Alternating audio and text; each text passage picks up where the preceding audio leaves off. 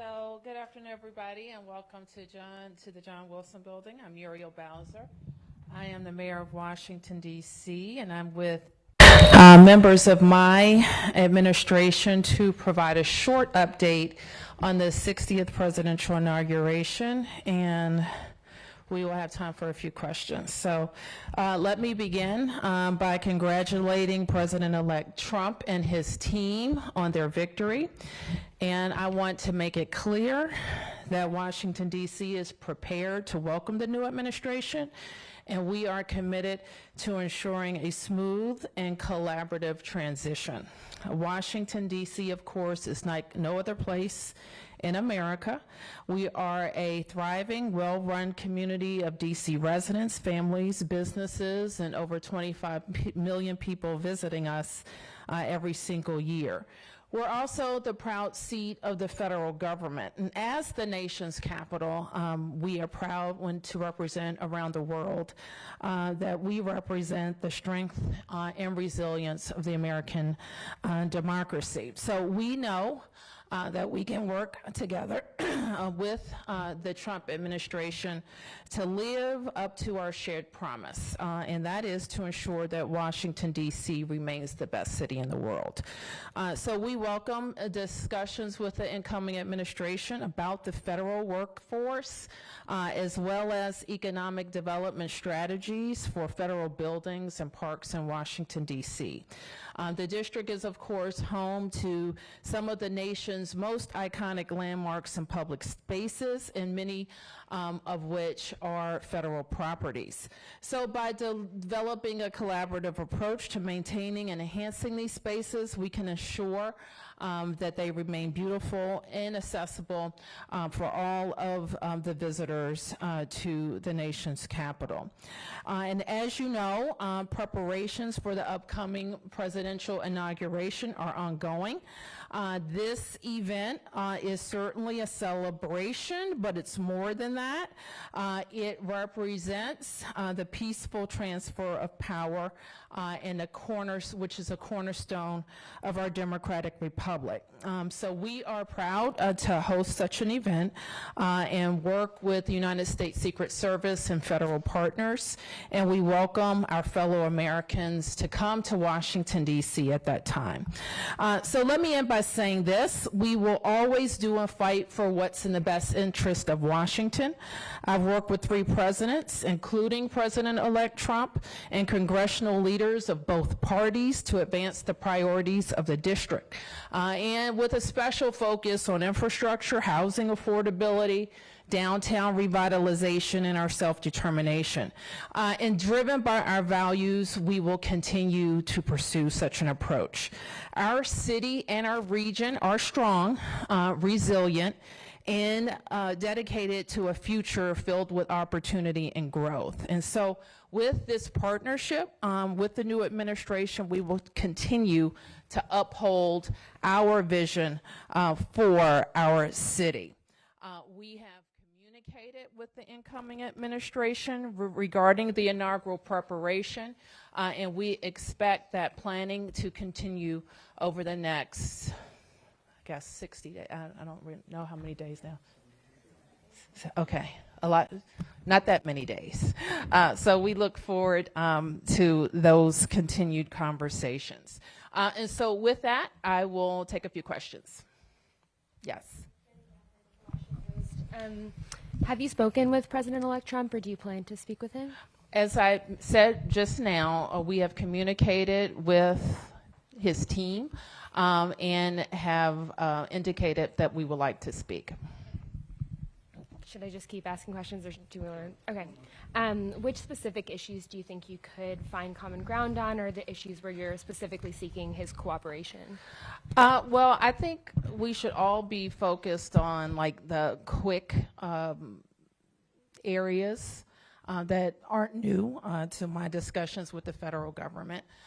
How we can make sure that our federal workforce is back to work is one big thing, and we would certainly share our thoughts about that.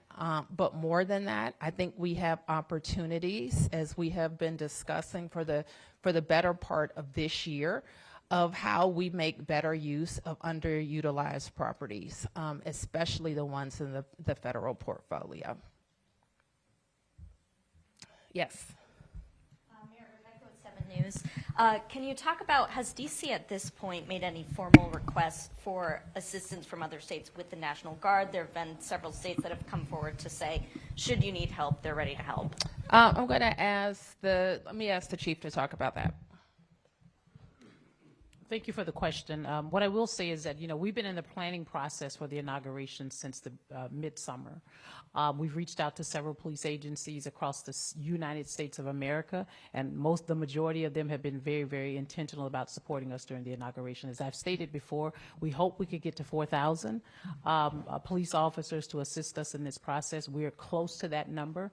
We do have other agencies who are continuing to reach out to us, and as they reach out, we will accept their request to provide mutual aid support for the District of Columbia during the inauguration process. And a follow-up to that, can you paint a picture what you can say as far as the safety and security efforts that are ongoing and what we can expect leading up to Inauguration Day? Well, I mean, we still have another process to go. We have the certification of the election, and then we have the inauguration itself. And certainly working with the D.C. government agencies such as HCEMA, Fire and EMS, OUC, which are the parameters, and the Nerve Center here for the District of Columbia, we continue to prepare with our internal agencies on a regular basis. With our federal partners, we've been meeting with them on a bi-weekly basis and sometimes a weekly basis to determine what intelligence information we may be gathering that may arise not just here in D.C. but across the U.S.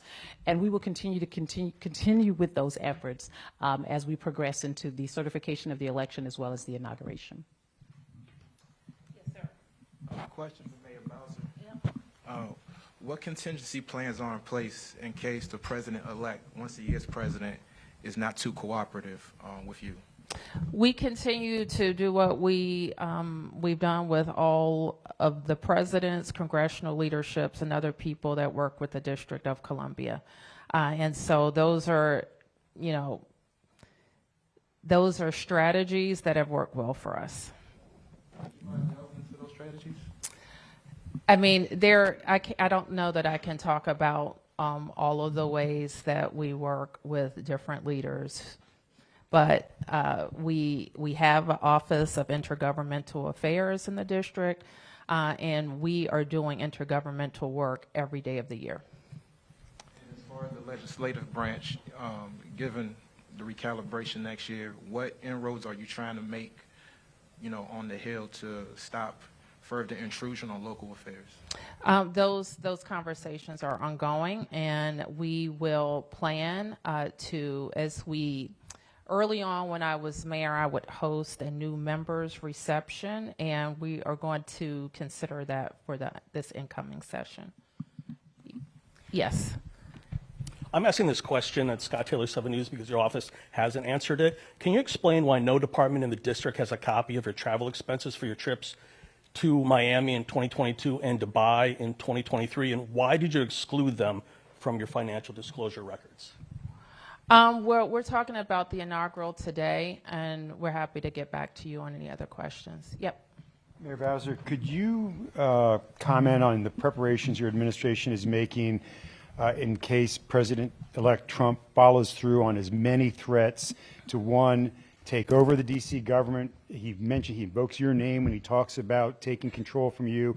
And the real likelihood, speaking to Republicans that I've been speaking to over the past few weeks, that while he may not go that far, there's a real likelihood he would do something around public safety, taking over the police department, bringing in National Guard. Can you tell us about your preparations for those two possibilities? Well, Mark, you won't be surprised that we have been discussing and planning for many months in the case that the district has to defend itself and its values.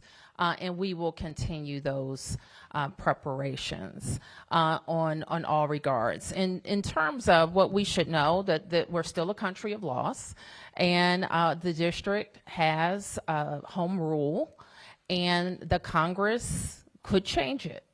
They could. That is possible. That is probably, as you mentioned, not a likely occurrence. We have, when we know about threats to our police department, And in a very volatile time, those threats were made, but not executed. So what I think is important for all DC residents to recognize, we're not in a new place. We've been in this place before. And what we have done is we followed the law and we defended ourselves. And that would be our approach in any further occurrence. Sure. That look like? Is it the Attorney General who would represent, for instance, if the administration wanted to do something that you were opposed to and that you thought perhaps you could block in court, is it the Attorney General who would then represent the district in that matter? And The Attorney General is the chief legal officer for the district, so yes. have you had those conversations course. with his? So what would that look like?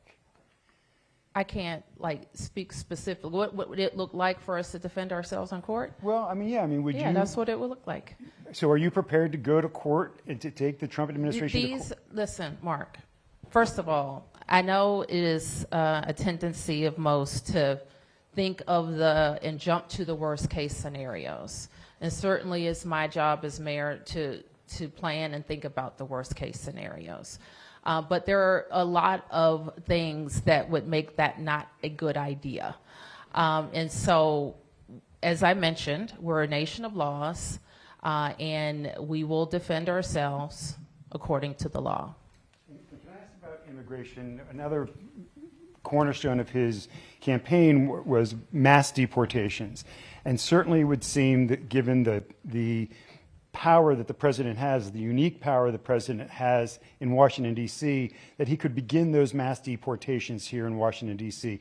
Are you prepared to cooperate with that or to fight that? What are you preparing for as far as that possibility playing out here in D.C.? Well, the president enforces our immigration policies, not mayors, not governors, and that's nothing new.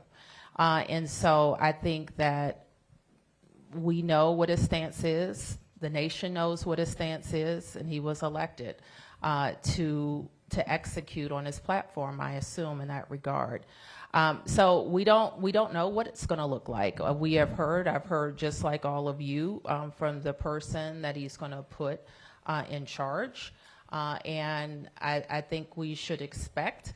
I mean, we don't know where it's going to start. I'm not sure it matters where it starts, but people who are not documented, I think, are vulnerable.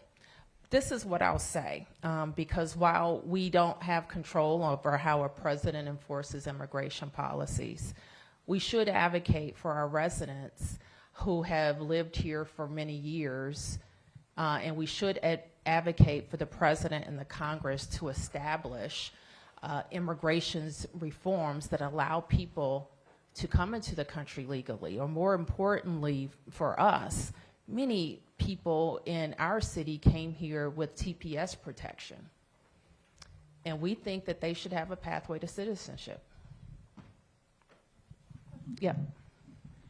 Yes, Randy Bass with DC News Now. Question for Chief Smith, please. Quite a few events and demonstrations planned between now and the inauguration, not just January 6th. There are quite a few other things. Can you speak to the strain and burnout, if any, that this may place on the police department in the next, 60, 70 days that we've got quite a bit going on here? Anything, to speak to that? Well, currently we're tracking, I think, 4 major, if you want to call major events with respect to First Amendment activity. As you know, this is nothing new to the Metropolitan Police Department. We handle large protests and demonstrations, not just coming on the heels of a January 6th certification of the election and inauguration, but we do this year round. And when you talk about burnout of our police officers, I will say that our police department is very resilient. This has been one year where we have maintained the opportunity to allow our officers to have leave, annual leave, whatever type of leave they'd like to take during the down periods. We signed up for this job. We understand what the risks are and what's associated with this. And as with any other protest and demonstration, we'll be prepared to address what comes with that. This might be a question for the chief or mayor, either one. Do you know at this point how many people roughly you're expecting on Inauguration Day? We will continue to monitor it. How we typically have an idea is looking at lodging. And as we get closer, we'll monitor the lodging reservations. Some other indicators are buses or things like that. So it may be a little too soon to estimate that. But to your point, this is not the first time DC has held a large-scale event. Is there anything different as a whole in terms of planning, security, that you can speak to at this point? I think the biggest difference has to do with January 6th preparations, the election certification preparations, the kind of security apparatus is structured differently because it's a national special security event. And the inauguration planning, I think, is proceeding as we would expect. Yeah. Raphael with WSA9. Are we still on track for the preemptive request for the National Guard for January 6th and that you had mentioned? We'll send that when we have the type of information that we need. But you're still on track to request that? We probably, as I mentioned, it's a lot goes into determining what we need. And the Secret Service National Special Security apparatus is actually how we send up a request. Just a follow-up. You've mentioned, obviously, you've been through a Trump administration. The district has been through a Trump administration. Your message to those who are concerned that, with less guardrails now, that DC would lose their autonomy. We're hearing from, people who live here that are saying, we're here. We want DC to be respected. Just your message to them over their concerns. I think that I've tried to address that already, but I'll say it again. We and I mean this sincerely. In some ways, who the president is and who the leaders are, we make the same plans. Okay. And a lot of people that are coming into office, we actually have to tell them about ourselves. And that's part of the reason why we have new member orientations. So we tell them we're a city, we take care of ourselves, we raise and spend our own money. We're a Rail One city, over 20 years of balanced budgets, AAA bond rating, improving schools. We tell them who we are. And we largely tell them, this is what you can do. And as federal government, this is what we need from you. And this is the conversation we'll have hopefully very soon. We need partners that help return the vibrancy of downtown Washington and what I like to call, my staff doesn't like it when I say this, but the majesty of the federal government. Our city was built to demonstrate the beauty of a bureaucracy. Wide avenues, big, beautiful buildings, and a federal workforce that's focused on delivering for the American people. So that I'll get to you in a second. So that is what we tell people. So the partnership that we need is to bring that vibrancy back to our town. So while we know that the administration is focused on making the federal government more efficient, like we're for that. But we also want to talk about how we have the infrastructure here for a productive workforce, and that's important. We also want to talk about some joint ideas that we, from my DMPED office, have already floated out to the marketplace of the federal buildings that are underutilized that could bring more visitors, more shoppers, more residents to the downtown. We want a partnership with them on that, as well as the underutilized parks. So that's what we're going to talk about, and that's what we tell the residents of Washington, D.C., is our city takes care of itself. Okay, who hasn't had a chance? Yep. Pardon me, I came in a bit late, but... A lot late, but okay. Touche. Trump has said he wants to take 100,000 federal jobs and ship them outside of the region. You talked about the majesty. I mean, there is a lot that they bring to the city. I mean, well, how do you deal with that he wants to do that? Well, not all of those jobs are in D.C. proper, and that is a question for the National Capital Region. And again, I think there's a lot that our region offers to attract and retain and have a productive federal workforce. So, you know, we're going to make our pitch. Would you, and again, maybe this was asked, but do you plan to meet with the president-elect, have a sit-down with him, communicate some of those ideas? We will welcome that. Would you go to Mar-a-Lago? Would you welcome him when he comes to the White House? Would you meet before then? We will welcome a meeting, and I'm not sure what form it's going to take. But there's no planning yet for that kind of a thing. Is there planning for a meeting? Well, we've requested one. You request, okay. Okay. Yep. Nick Ionelli, WTOP. It seems like D.C. hasn't had a normal inauguration for a while. 4 years ago, there was COVID, there was January 6th. How would you describe the differences people will see just in the atmosphere with this inauguration compared to 4 years ago? Well, I think 4 years ago, people couldn't really come to the parade route, so I expect it to be a big difference. That people will be able to come, there will be able to be balls, big parties all over the city, so I expect it to be very different. Yes. Obviously, Trump has made no secret of his desire to cancel the plans to move the FBI out to Greenbelt. How would you respond if he once again reverses those plans? I don't know that I have delved into any particular kind of building or transaction yet. That move has a storied past, probably at least 10 years in the making. So we would have to have some talks about that. Let's do a couple more. Yeah. Who hasn't had a chance? Yes. Sarah from WU. I'm wondering if you could speak a bit to what's been on your mind this past week, not just as mayor, but as a mother, as a woman, and as a citizen, just on a personal level. What are you feeling? Well, I've been very focused on what we need to do for our city and working with our teams to shore up our preparations and what comes next. And I think that that speaks to every other aspect of my life. Yes. Beatrice Peterson, ABC News. President-elect Trump and President Biden will be having a meeting tomorrow.